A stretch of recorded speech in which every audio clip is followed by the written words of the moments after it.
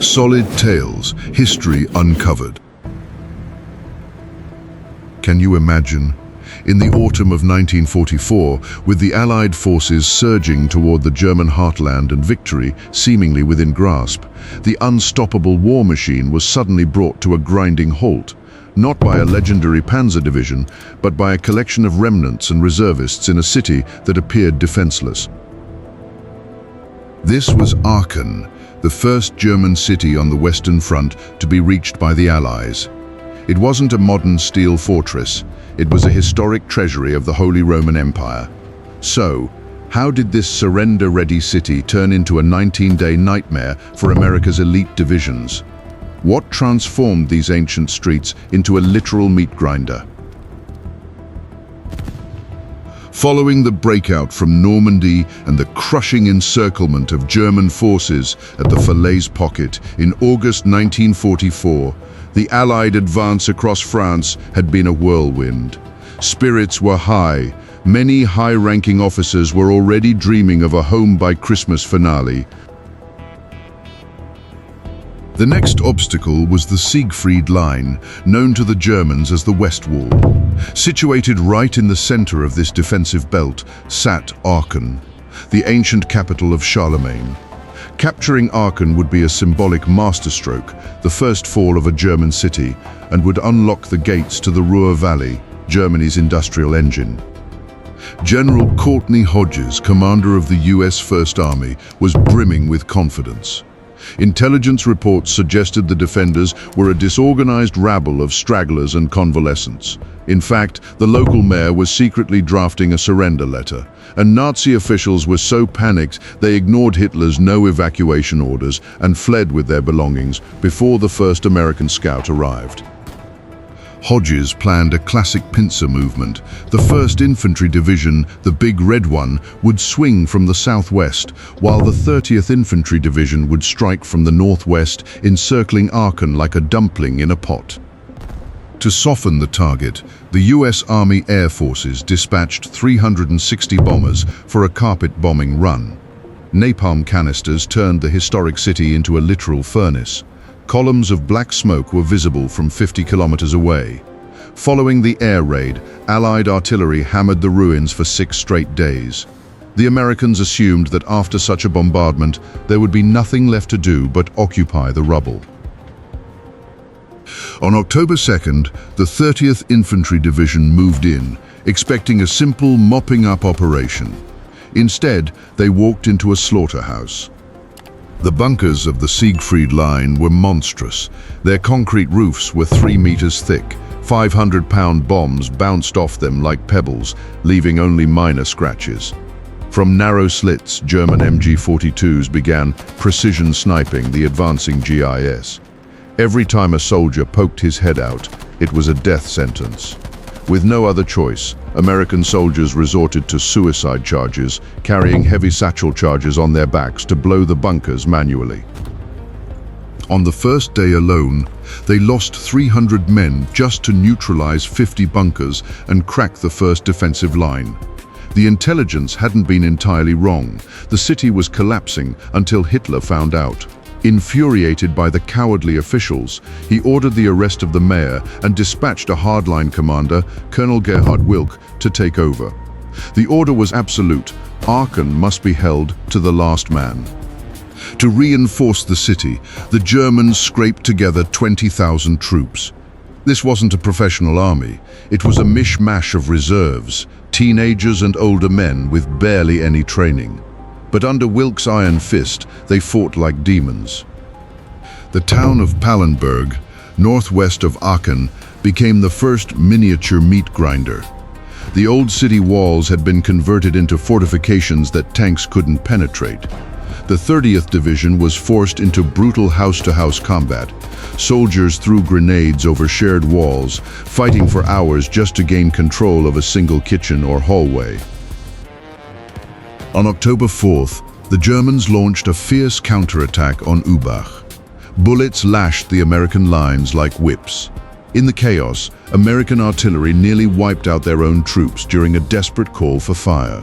Although they held the ground, the 30th Division had suffered nearly 2,000 casualties.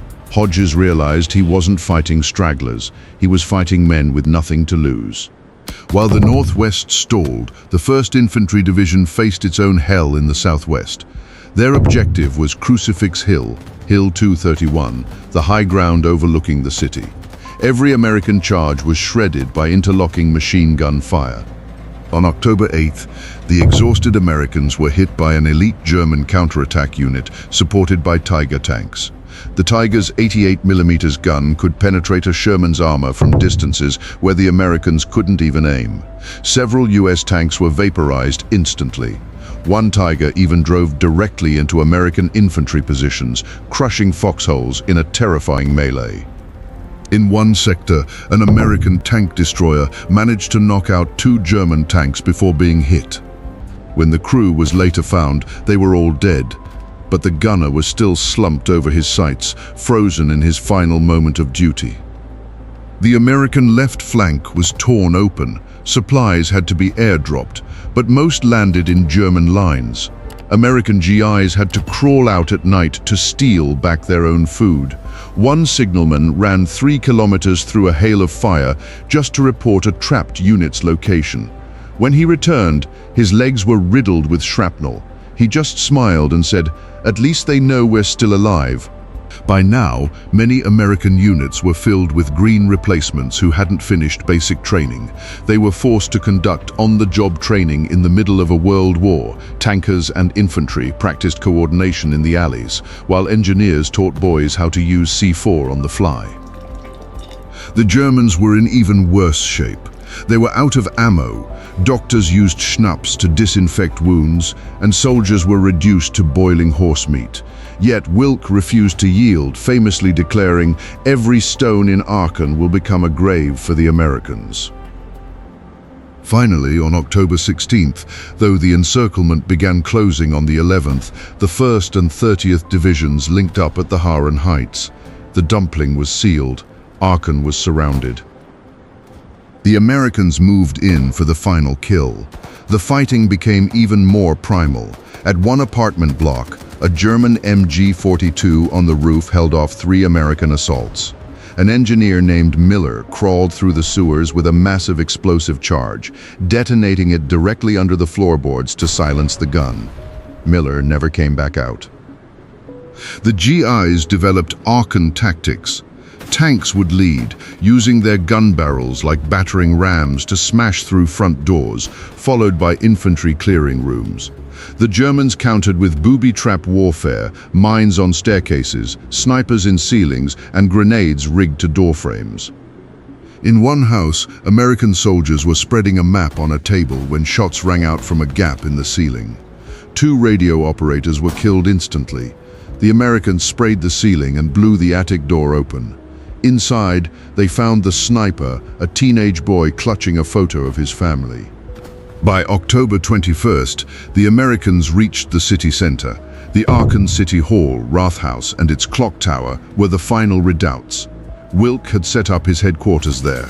American tanks hammered the ancient walls until they were full of gaping holes, but the Germans fought on with bayonets in the corridors. Inside, Wilk looked at his remaining force.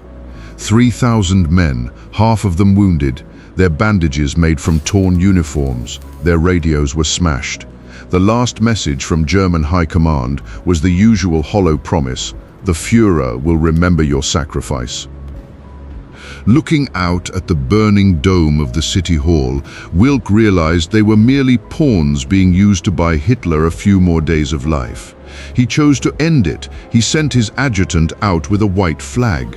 When the Americans entered the Rathaus, they didn't find monsters. They found a line of shattered, exhausted men who collapsed the moment they laid down their rifles. Some wept, not from fear, but from the sheer relief that the dying was over. The 19-day siege was over. The cost, USA 5,000 casualties. Germany 5,000 plus killed, 5,600 captured. The city, 80% of Aachen, was reduced to rubble. Aachen was the first proof that the Siegfried Line could be broken, but it was also a grim omen. It signaled to the Allies that the march to Berlin would not be a victory parade, but a blood-soaked crawl through every street in Germany. History remembers the autumn of 1944 in Aachen not as a glorious triumph, but as a witness to the raw, terrifying courage of soldiers caught in the gears of a dying empire. History Uncovered. Subscribe to Solid Tales.